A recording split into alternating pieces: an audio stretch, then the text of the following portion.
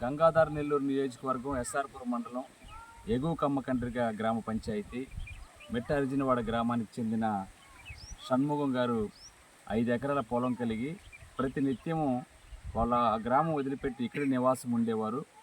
నిన్నటి రోజున అడవికి నిప్పు పెట్టడం వల్ల 5 ఎకరాల చెరుకు తోట, చెరుకు గానుగాడేటువంటి సామాగ్రి మొత్తం కూడా దగ్ధమైపోయింది మంటల్లో. దాదాపు 100 బ్యాగులకు 50 కేజీలు సరిపడే 100 బ్యాగులు బెల్లం రెడీగా ఉంది ట్రాన్స్పోర్టేషన్ చేయడానికి, అది కూడా మొత్తం కాలిపోయింది. 40 బ్యాగులు చక్కెర కాలిపోయింది.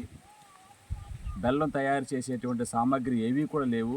మొత్తం కూడా ఆ పాక అంతా కూడా పూర్తిగా కాలిపోయింది. చెరుకు తోట దగ్ధం అయిపోయింది.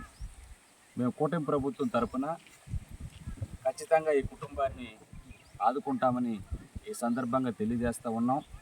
ఈ విషయాన్ని మన గౌరవ చిత్తూరు జిల్లా కలెక్టర్ గారి దృష్టికి తీసుకెళ్తాం.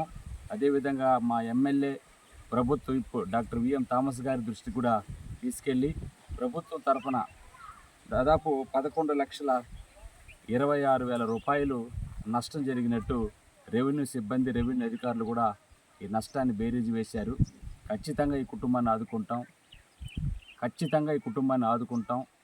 అదేవిధంగా ప్రభుత్వం తరపు నుంచి ఎంత సహాయము అందగలిగితే అంత సహాయము దగ్గరుండి మేము ఈ కుటుంబాన్ని ఆదుకుంటామని ఈ సందర్భంగా తెలియజేస్తూ ఉన్నాం.